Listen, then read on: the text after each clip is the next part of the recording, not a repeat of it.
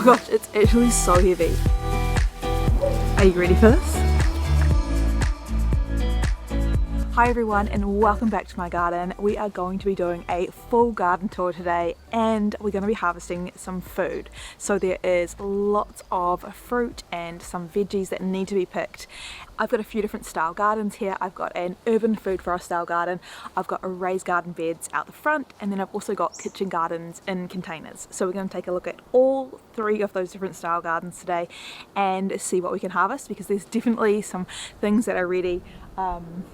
One of them is right here. Okay, to start off my food for our style garden, we actually have this passion fruit right here, which I only planted in January or December, and it's already starting to take up this fence panel, and my plan is to grow it down the driveway. So as you can see, I've got lots of room down the driveway, but no room to actually plant things, because we need to actually use this as a driveway, so I can't have things along the fence line.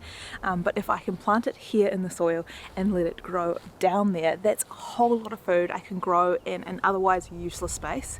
It also gets very good sunlight, so I'm just trying to maximize all the areas of my home to grow more food. So to train this on my fence, I have got some wire mesh up, so I need to continue that down the next few panels because it's already growing that way. So that is an update that I need to do. And then down the bottom here we've got rosemary, a hollyhock that's just popped up, self-seeded, the base of the passion fruit, so the passion fruit is planted here in this garden bed. We've got some society garlic, and then next one along we have is the kumquat. The fruit is not quite ready on this one yet, it's just starting to go orange, which is exciting, and this will take up the rest of the space here, although I may get a little bit more of the passion fruit to come across if I feel like it. And then we've got Queensland arrowroot, so this is a middle layer here, and this one is one that's just been propagated from other parts of the garden. I started off with one and it clumps, and I can just split those up and keep using them, and this is something that I use like a potato substitute. Next up we have the feijoa, which is just pretty much finished fruiting, so I do have a video coming with everything about this. I have just been waiting for it to finish fruiting so that I can give it a haircut, because it is pretty large now. I have two, so I have one here and one here, and I have some more out the front as well, so we will take a look at those. But this has been hugely productive this year. This is the first year that it has been like so much that I've been giving it away and preserving it, and that was really exciting to finally get that really abundant harvest that I've been wanting. So it's about 6 or 7 years old now, and this is just a seedling variety, it's not a named variety, which is something I always suggest people buy. Then in between my feijoas I have lavender, and this flowers at the same time as my feijoas, so it attracts a lot of bees to the garden, a lot of pollinators right when I am wanting them, so they can pollinate my feijoa trees and I can get lots more fruit. And then in the corner is a lemon tree, and this was the only thing that I didn't plant. This was here when I moved in. I've been eyeing up this lemon for a long time. It's quite a big one, so let's pick that.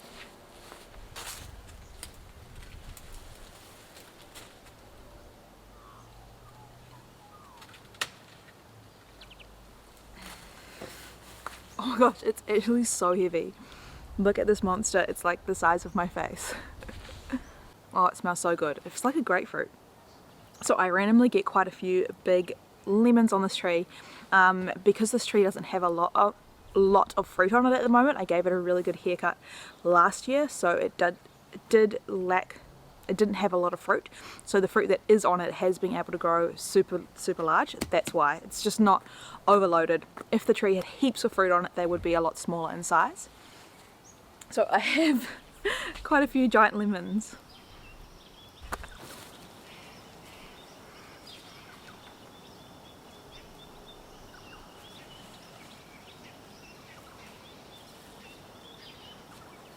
And still a few feijoas.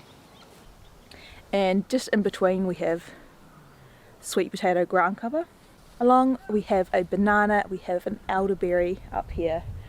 So this one here is my Hawaiian guava, which has quite a large fruit on it, and it's a bright pink inside. So these ones are now ready. I've got some that I need to harvest, so we're going to do that. And once I've finished harvesting this, I will give it a bit of a haircut because it's growing a little bit wild at the moment, and getting very tall. And I like to keep my fruit trees manageable, somewhere I can actually reach the fruit. So once they start getting beyond that, that's when I am starting to really prune them, just to keep them manageable and not too tall. And then all of those clippings I then put back into this garden. So everything that comes from this garden goes back into this garden as chop and drop. So the next one along is the mulberry. It is a white mulberry, and it is starting to lose all its leaves for autumn. So there's lots of yellowing leaves that are starting to fall off, and again, this is another time that I would be pruning this. I need to get in and give this one a really big haircut.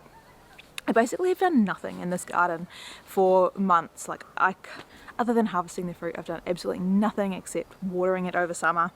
So it is probably the busiest time, I guess, for this garden is now in autumn, where I am giving a lot of these trees a bit of a prune, a bit of a tidy up. But it's a pretty low maintenance style garden. Food forest gardens are one of my favourite because of this, because you can really just start to get plants that work well together, and then all you have to do is harvest them and feed the soil by chop and drop. So it is definitely my favourite garden. In between, I have lots of different middle layers. I've got some lower shrubbier things like herbs. I've got sage, society garlic. The ground covers are sweet potato and nasturtium. So the sweet potato will be finishing up soon, and the nasturtium is already popping up. Then more Queensland arrowroot in here. Then along here we've got the strawberry guava. This is another really prolific fruiting tree. This one finished up over summer, so there's no fruit on it at the moment. I can probably give this a haircut too if I wanted to. It is starting to get pretty tall as well, so I might just chop the top off a little bit so that when it does get a big flush of new growth, it's not like extremely tall. And then down here, this is a blood lime hidden in here that the grasshopper ate all the leaves, so it's coming back slowly.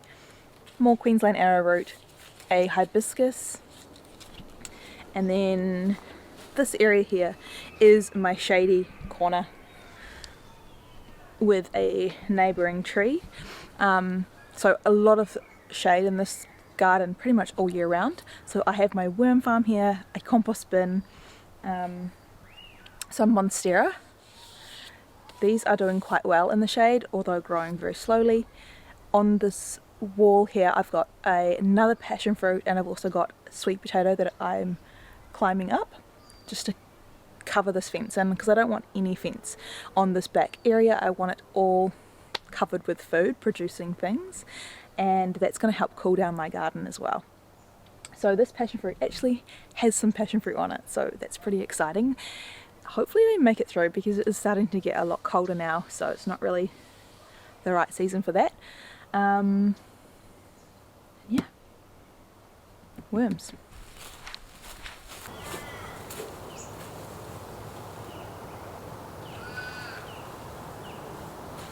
Alright, so if you are a regular watcher of my channel, then you'll probably already notice that something is different here, and the shade structures have been removed. So those shade structures have been up since I first put these raised garden beds in, and they've done a few summers now, and they were never meant to be a permanent thing. They were always going to be a temporary fix.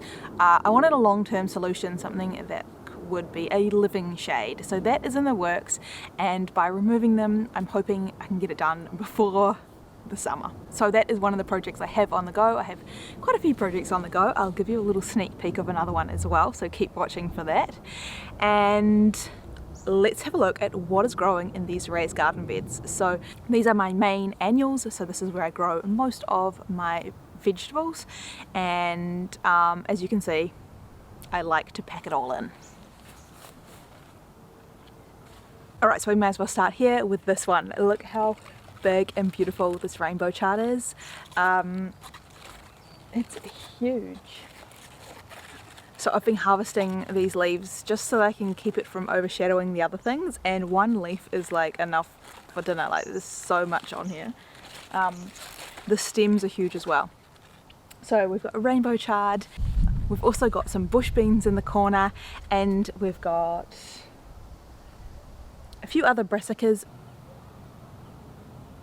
Okay, so in here we've got some snapdragons, which are edible flowers. This is a bush bean, so it's got some little beans on it already. This one's getting a little bit eaten because it keeps flopping over, so I need to actually stake that up so it stops falling over. But this one won't climb too tall. I also need to harvest this leaf so it stops shading out. That might be dinner. Another brassica, honestly I forget which ones are which. I've planted broccoli, cauliflower. It's a mystery. I love that. Kale, celery, a watermelon radish, chives, more snapdragons, more rainbow chard, more rainbow chard, some pansies, this sweet potato which wasn't really intentionally planted here, but you know, we'll take it. And then over in this one is probably one of the newer planted ones, so not as tall. Bok choy, purple bok choy, peas, which is the second time I've planted these because they keep getting munched, hence there's so much coffee grounds on these ones. I've got tiny snails in these garden beds. I'll see if I can find some to show you. This is what they do. They just eat them alive. They won't be out in the day, they like to come out at night. So we've got red celery. You can see the stem is slightly red. More snapdragons, chives, calendula, which is an edible flower. This is a spinach, which is beautiful. I've been eating a lot of this one. As you can see, just harvesting off stems for ages now. There's like little garlic shoots popping up everywhere as well. Another bok choy, another brassica, which is quite big. More garlic, snapdragons, cabbage. And then this is the one that had the bottle gourd, so again half of the garden is quite new. Some more peas, some more bok choy, snails, chives, snapdragons. These are all self-seeded lettuces, so this was from a lettuce from last year. I have been moving some about. There was heaps more in here, but I've been moving them throughout the garden. When they're like, you know, this size, probably 3 or 4 leaves. Pansies, garlic, bok choy. Don't know why I haven't pulled this out. This poor capsicum has been eaten. Basil, beautiful thyme, some parsley, garlic, snapdragons, bok choys. This is an echinacea, so this one also is getting eaten alive, so hopefully that makes it, because I really want to keep the echinacea. Little garlics all around the edge, which we planted in my previous video. And then this is the project. This is another guava. This is the yellow cherry guava, or lemon guava. It's got a small yellow guava, sweet potato, and I've just planted in here some chrysanthemum and a papaya. So this one is one of the ones that I grew from seed. Hopefully no one nibbles him because he would be tasty. More self-seeded lettuce. As you can see, like, it's so close together, so I have been pulling little ones out to move around. This is another rainbow chard, or a few rainbow chards in there. Again, that colour, like, just with all the green. Look at that. These are beetroots, so you can see them starting to bulb up in there. Another brassica, These are lots of lettuces under there as well that I've been moving about. Some celery. I think this is another red or pink celery. Yeah, you can see the stems are red. Garlic. Rocket. I mean, all the stuff is quite similar. Chives. More bok choy. This is just normal silver beet. With some, these are spring onions grown from scraps in there. Chuck them in there. And alright, it's very bright out here. So this is the food forest part 2.0. So I have had these citrus trees planted in here for quite a while, but I'm now going to convert this more to a food forest style garden like I have out the back. So I'm filling in lots of the gaps. I've planted trees in between, planted some middle layers and some lower layers, and I've got to plant some ground covers as well. But this gets full sun. This is a very, very hot part of my garden, so it really struggles out here in summer. So the more plants I can get established now, the better, to help protect it during those summer months. But lots of fruit on these, so let's take a look. Alright, so starting off on the end, we've got lime verbena. This is the Cuban mint, or Cuban oregano I think it was. Chrysanthemum. Some more edible flowers here. So I've got some pollinator plants here next to the lime tree. So this is a dwarf lime, which is starting to get quite bushy now. These are some of the Queensland arrowroots that I transplanted from out the back to the front. Feijoa, so this is a newly planted feijoa. And I got some named varieties, so hopefully I get some interesting different fruit and some cross-pollination. More Queensland arrowroot. There's lots of little things down here like kale. There's some bulbs popping up now. So I did plant bulbs quite a few years ago that are still here. We've got blood oranges. So these ones aren't quite ready yet. They'll start to go blush a little bit red on the outside, but not far away.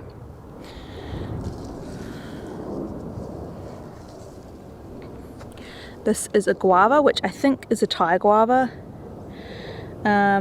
Lots more little random things down here. Mandarin. This mandarin is delicious, but it does have quite a few seeds in it. I didn't get a seedless variety, which I kind of regret now, but it's like loaded.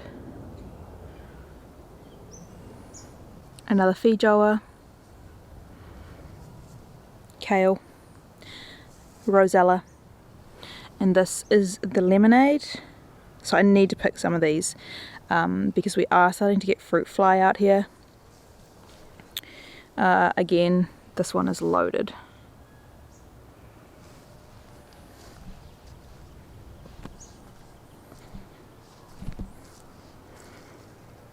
Very heavy producing tree.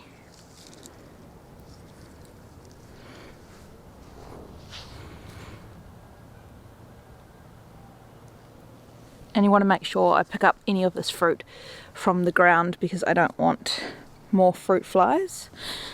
So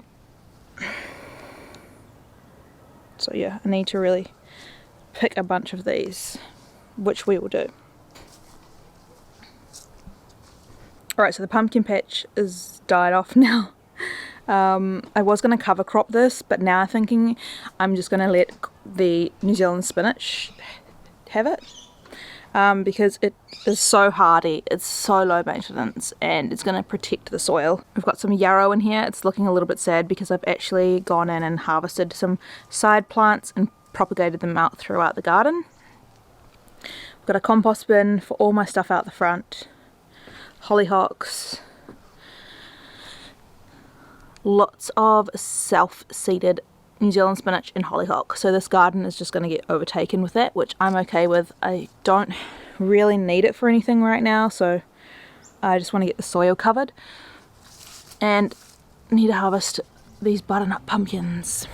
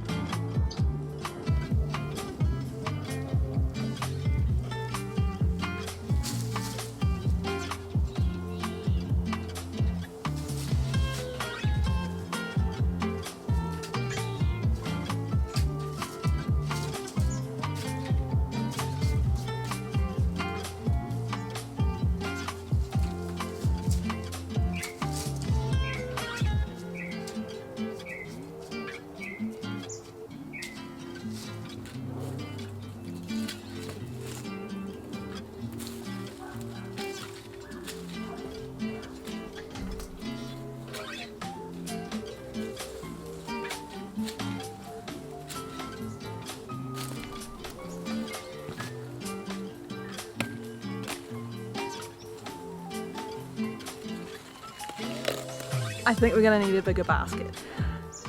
This is only a few of the things I needed to harvest. Okay, so these are my kitchen gardens. They are right outside my kitchen and they're really easy to access. Lots of leafy greens, lots of herbs, just a mix of everything really. And I can move these about, so these have wheels on them. So I can move them out of the sun and rain.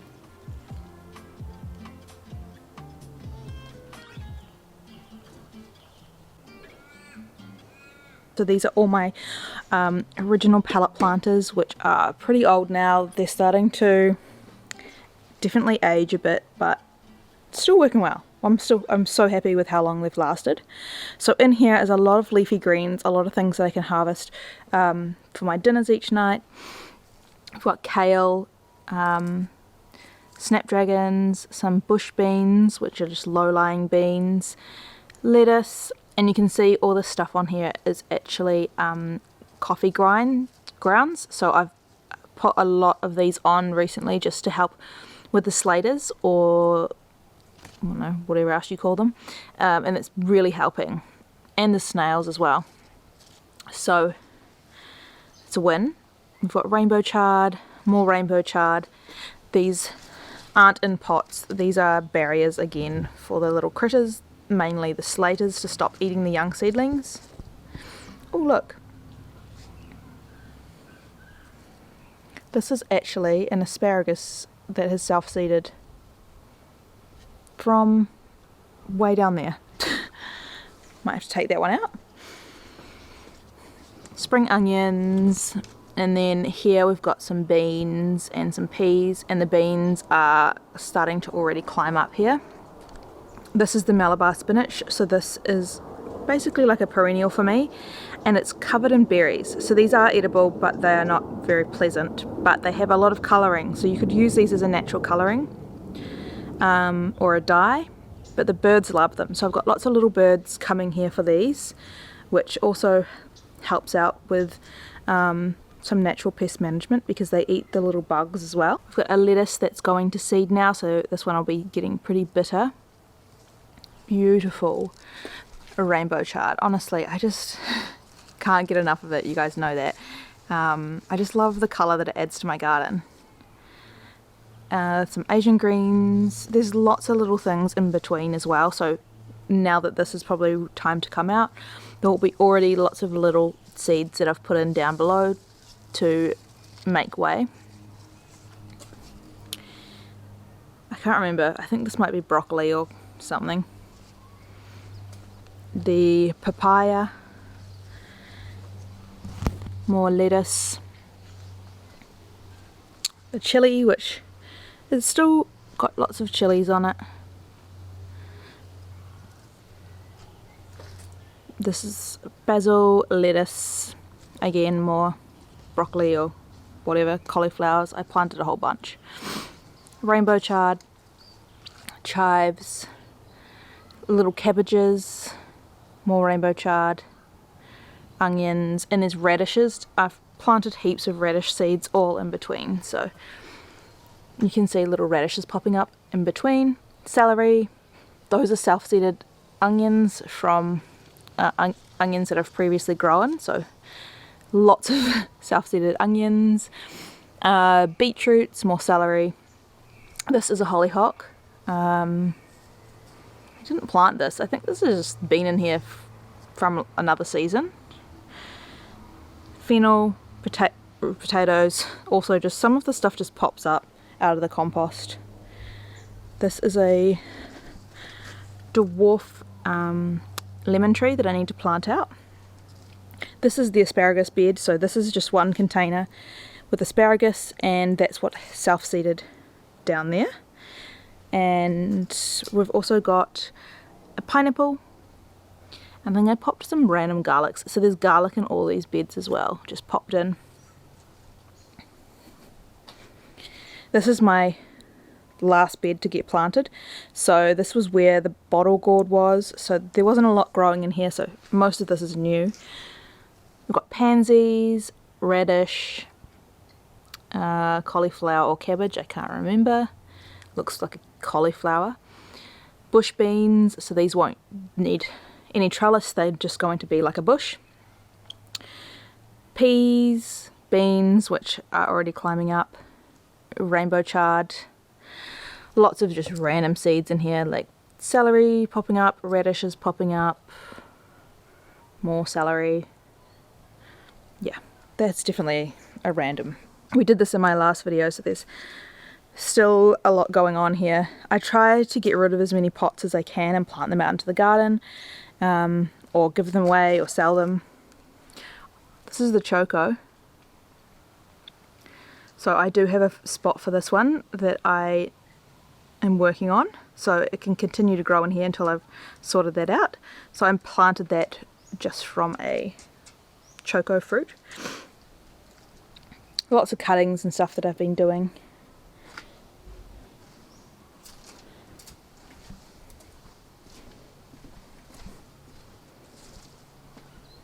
My tea garden, which is lemon, verbena and mint.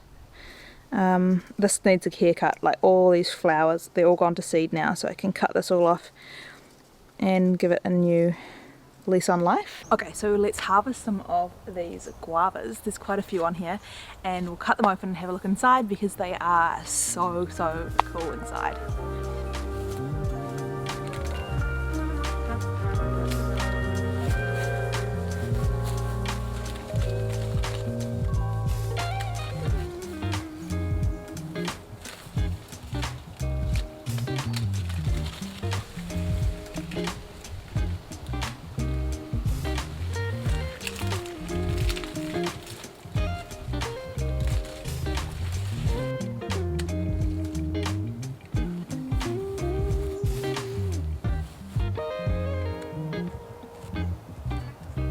Are you ready for this?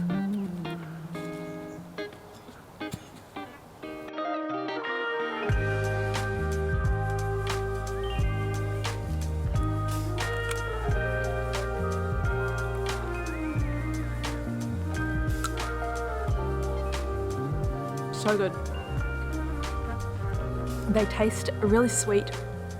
This one's quite firm and crunchy. The seeds are quite hard, and it has got that guava perfumey flavour, so they taste quite tropically. It's definitely hard to describe, but they're delicious. So good.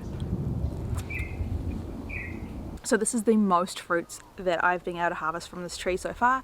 Usually I think I've had about 1 to 3 the other few years that I've had it. So it's going to be quite a decent harvest, but I'm just looking forward to enjoying them fresh, and then next year hopefully there'll be even more and I'll be able to preserve them and create recipes with them. But for now, so good. Garden snacks. So one of the things that I'm trying to create with my edible gardens is I want to have fruit available all year round. So I'm sort of tracking when things are fruiting and then filling in any gaps with new fruit trees. So I've had a bit of a continuous run lately, which has been amazing.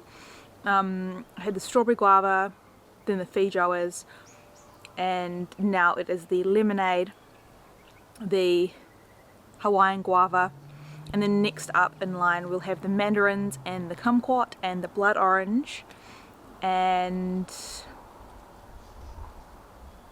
then what else will be next? That will take us to the end of winter, and I've also got the mulberry. So I still have some trees that have not fruited yet that I'm still waiting on, and I've got lots of cuttings of different fruit trees as well, so those will be a while. And I have recently got a few stone fruit, so that will take me through the summer, because at the moment I have nothing really fruiting much in the summer. So I've got a peach, a nectarine, and a plum cot, which is like a cross between a plum and an apricot, and I have an apricot. So I have those in pots at the moment. They may go out the front at some stage, that might be a new project, but for now I'm just growing them into pots or containers, and we'll see how they go. Now I'm sort of getting some more exotic things and some more stone fruit. So it's just an ever evolving process, and I love fruit, so the more fruit the better for me. So there's heaps more food in the gardens, but I just like to pick 1 or 2 things as I need it rather than doing a big harvest. So we've got pumpkins, lemonades, lemon feijoas, guavas, so rainbow chard, some spinach. We're going to be eating well tonight. Also, look at the size of this. And the colour. I hope you enjoyed this video, and make sure you give it a like if you did, and I will see you back next time for another video.